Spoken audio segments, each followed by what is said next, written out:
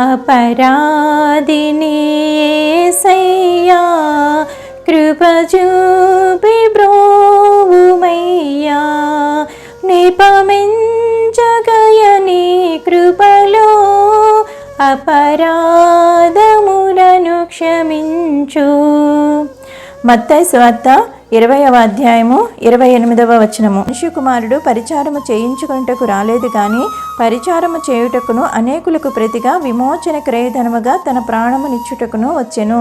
దేవుని స్వరూపము కలిగిన వాడై ఉండి దేవునితో సమానముగా నుండుట విడిచిపెట్టకూడని భాగ్యమని ఎంచుకొనలేదు కానీ తన్ను తానే రిక్తునిగా చేసుకుని దాసుని స్వరూపం ధరించి వధుకు సిద్ధపడిన గొర్రె పిల్లల అనేకుల కొరకు విమోచన క్రయధనముగా ఆయన ఈ లోకానికి వచ్చారు. ఆయన ఈ లోకానికి ఎందుకు వచ్చారు అంటే మనుషుల అందరి పాపాల నుంచి విడుదల చేసి వారిని రక్షించడానికి, ధర్మశాస్త్రాన్ని నెరవేర్చడానికి, నశించిపోవచ్చున్న వారిని వెతికి రక్షించడానికి, పరిచారము చేయడానికి, రాజ్య సువార్తను వ్యాపింప చేయడానికి, సత్యమును గూర్చి సాక్ష్యం ఇవ్వడానికి, దేవుని చిత్తాన్ని నెరవేర్చడానికి ఆయన ఈ లోకానికి వచ్చారు.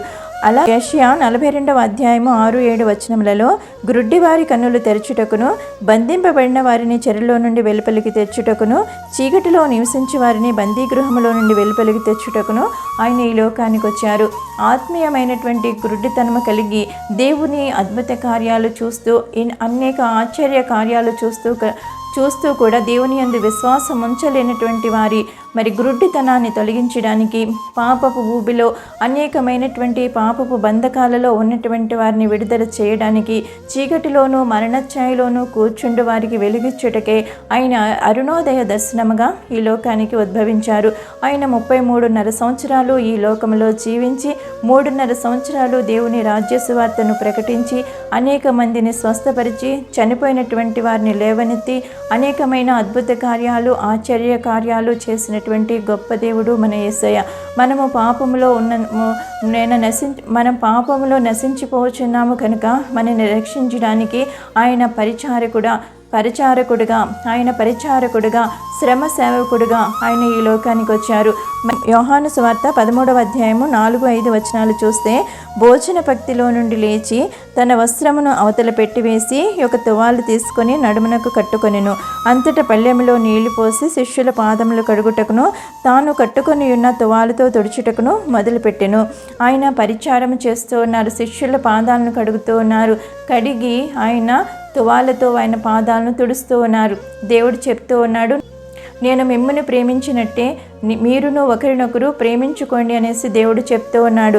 అందుకే 13వ అధ్యాయం 14వ వచనములో, కాబట్టి ప్రభువును బోధకుడునైన నేను మీ పాదములు కడిగిన యెడల మీరును ఒకరి పాదములు ఒకరు కడగవలసినదే.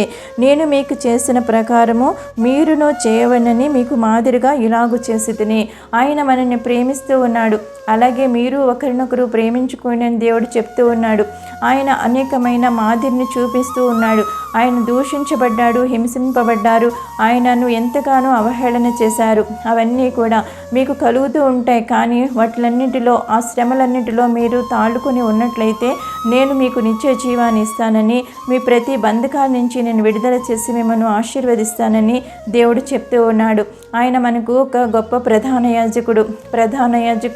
ప్రతి సంవత్సరము ఒక్కసారి పరిశుద్ధ స్థలంలో ప్రవేశించి గొర్రెల యొక్క, మేకల యొక్క రక్తాన్ని అక్కడ ప్రోక్షిస్తూ ఉన్నాడు అందరి నిమిత్తము. కానీ మనకి ఉన్నటువంటి ప్రధాన యాజకుడు ఆయన సొంత రక్తముతో, స్వరక్తముతో ఒక్కసారి పరిశుద్ధ స్థలంలో ప్రవేశించి ఆయన స్వరక్తాన్ని మన కోసం ఇచ్చారు. ఆయన విలువైన రక్తాన్ని, అమూల్యమైన రక్తాన్ని మన కోసం ఇచ్చారు. శ్రమ సేవకుడుగా ఆయన నిరంతరము పనిచేస్తూనే ఉన్నారు.